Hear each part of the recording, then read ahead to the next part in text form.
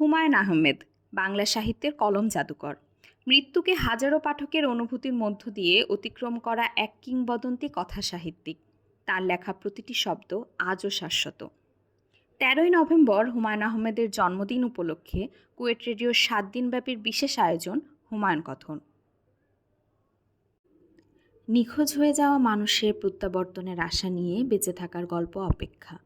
১৯৯৭ সালে প্রকাশিত পাঠক নন্দিত এই উপন্যাসে হুমায়ূন আহমেদ অপেক্ষাকে বেঁচে থাকার অনুপ্রেরণা এবং জীবনের অবিচ্ছেদ্য অংশ হিসেবে উপস্থাপন করেছেন।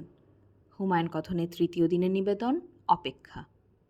জামিলুর রহমান সাহেব আজ অফিসে দেরি করে এসেছেন। অফিসে ঢুকতেই তার ম্যানেজার বলল, স্যার, আপনার ভাগ্নি এসেছে।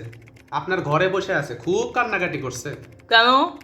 জানি না স্যার, জিজ্ঞেস করছিলাম, কিচ্ছু বলে না, শুধু কান্দে। ফ্রিজে কোক আছে? জি স্যার। তাকে কোক দাও, গ্লাসে বরফ দিয়ে দিও। মেয়েটা আবার খুব ঠান্ডা না হলে খেতে পারে না। জামিলুর রহমান ঘরে ঢুকলেন। সুপ্রভাত চেয়ারে বসে টেবিলে মাথা রেখে কাঁদতে কাঁদতেই ঘুমিয়ে পড়েছে। আহা বেচারি, চোখের পানি শুকিয়ে বসে গেছে গালে। কি অসহায় লাগছে মেয়েটাকে। অন্যদিন অফিসে ঢুকে সে নিজেই কোকের ক্যান বের করে, আজ তাও করেনি। ঘরের ভেতরটা গরম গরম লাগছে। জামিলুর রহমান অতি সাবধানে ফ্যানটা ছাড়লেন। শব্দ শুনে মেয়েটা জেগে না যায়। ঘুমুচ্ছে ঘুমাক। সুপ্রভা ফ্যানের সামান্য আওয়াজেই জেগে উঠল। তোকে কতবার বলেছি অফিসে না আসতে, আবার এসেছিস? কোক খেতে খেতে বল কান্নাকাটি কিসের? কি এমন হয়েছে যে কেঁদে বুক ভাসিয়ে দিতে হবে, কাঁদতে কাঁদতে ঘুমিয়ে পড়তে হবে? মামা, আজ আমাদের রেজাল্ট হয়েছে। ফেল করেছিস? ফেল তো করবি, পড়াশোনার সঙ্গে কোনো যোগ নাই। সারাদিন হাসাহাসি, ঝাপাঝাপি, দৌড়াদৌড়ি, অফিসে ঘোরাঘুরি। এখন আর কেঁদে কি হবে? মাসির মাকে কি বলবো? এই দুশ্চিন্তা আগে করলে তো ফেল করতি না। ভালো সমস্যা হলো। মাকে আমি কি বলবো মামা? তুই কিছু বলিস না, যা বলার আমিই বলবো। মামা, তুমি আমাকে নিয়ে দূরে কোথাও চলে যাও, সেখানে একটা স্কুলে ভর্তি করিয়ে দেবে, শুধু তুমি আর আমি থাকবো। ভাগ্নির কথা শুনে জামিলুর রহমান দীর্ঘদিন পর প্রাণ খুলে হাসলেন। বোকামি, বড় হয়ে দারুণ সমস্যায় পড়বে। যেখানে সব মানুষের পেট ভর্তি শুধু চালাকি, সেখানে এই সরল সোজা মেয়েটি করবে কি? সুপ্রভা, তুই বাসায় চলে যা। তোর মাকে কিছু বলার দরকার নেই, আমি ব্যবস্থা করব। আর যদি জিজ্ঞেস করেও বলবে সন্ধ্যার পর আমি এসে বলবো। আমার রেজাল্ট তুমি বলবে কেন? আমি বলবো কারণ তোদের হেডমিস্ট্রেস তোর সম্পর্কে আলাপ করবার জন্য আমাকে ডেকে পাঠিয়েছিলেন। তোর রেজাল্ট কার্ড আমার কাছে দিয়েছিলেন। তুমি মিথ্যে কথা বলবে? কক্ষা কোক খেতে ইচ্ছে করছে না মামা। খেতে ইচ্ছে করবে না কেন? আমাকেও দে, খেয়ে দেখি কি এমন জিনিস যে রোজ রোজ খেতে হবে। কোক খেতে খেতে জামিলুর রহমান ঠিক করে ফেললেন তিনি শুক্রবার স্কুলে যাবেন। হেডমিস্ট্রেসকে বলবেন, আমি আপনার স্কুলে কিছু ডোনেশন করতে চাই। আমি দরিদ্র মানুষ, আমার সাধ্য সীমিত। ৫০,০০০ টাকা একটা চেক সাথে করে এনেছি, যদি গ্রহণ করেন খুশি হব। পরে আরও বেশি কিছু করার ইচ্ছে আছে, আপাতত এইটা নিন। এতেই কাজ হবার কথা, এর চেয়ে কমেও কাজ হবে। সুপ্রভার প্রমোশনটা দরকার। মেয়েটা ফেল করেছে শুনলে তার মা অত্যাচার করবে। যতই দিন যাচ্ছে সুরায় ততই কেমন জানি হয়ে যাচ্ছে। রাত ৮টার দিকে আকাশ অন্ধকার করে বৃষ্টি নামলো। একতলার বারান্দায় বেতের চেয়ারে বসে সুপ্রভা বৃষ্টি দেখছিল। আসলে বৃষ্টি দেখছিল না, অপেক্ষা করছিল তার মামার জন্য। তিনি এত দেরি করছেন কেন? সুরাইয়া এখনও তার মেয়েকে ডেকে কিছু জিজ্ঞেস করেনি। সুপ্রভা জানে এই কাজটা তার মা করবেন, এখনই হয়তো ডাকবে।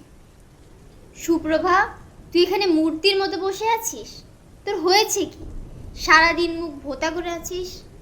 দারুণ ব্যাপার হচ্ছে, শিল পড়ছে। আয় শিল কুড়াই। ইচ্ছে করছে না আপা, আমার খুব মাথা ধরেছে। ইচ্ছা না করলেও আয়। আমি শিল কুড়াবার জন্য ছাদে যাচ্ছি। মাথা ব্যথা কমানোর জন্য তোকে 5 মিনিট সময় দিলাম। 5 মিনিটের মধ্যে ছাদে না এলে কঠিন শাস্তি দেব। মিতু চলে যাবার পরপরই বুয়া এসে সুপ্রভাকে বলল, আপনার আম্মা ডাকে।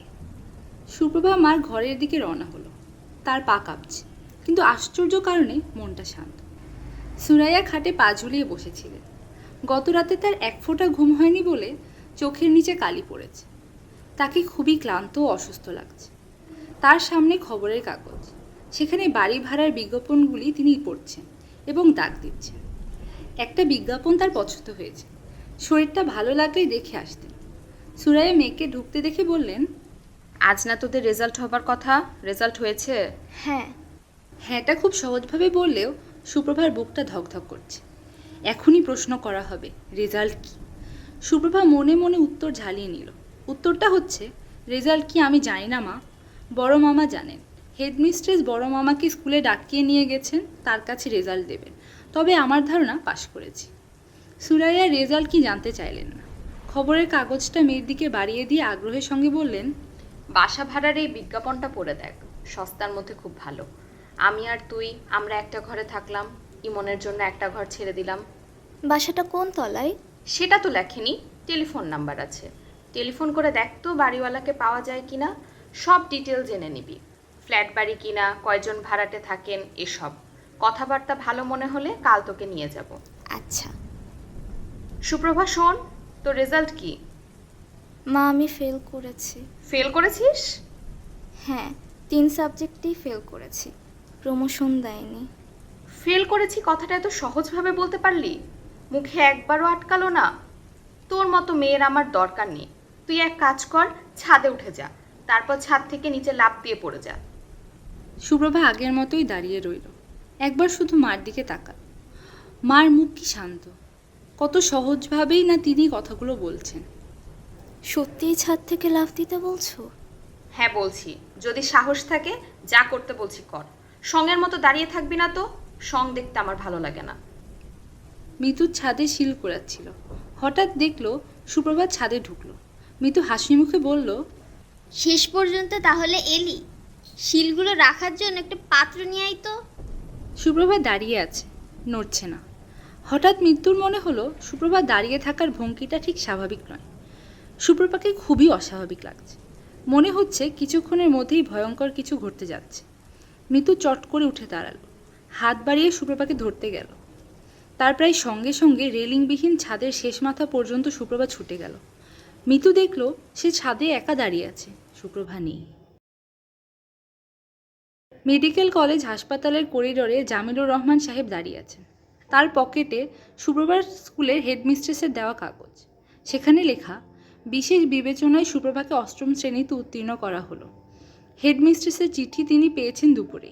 একবার ভাবলেন তখনই বাসায় ফেরেন, তারপর মনে হলো খালি হাতে বাসায় ফেরা ঠিক হবে না, পাশের মিষ্টি কিনে ফেরা দরকার। রসমালাই সুপ্রভার পছন্দ, 1 কেজি রসমালাই কেনা দরকার। বিকেলে নিজেই রসমালাই কিনতে গিয়ে বৃষ্টিতে আটকা পড়লেন। সেই রসমালাই খাবার ঘরে টেবিলে সাজানো আছে।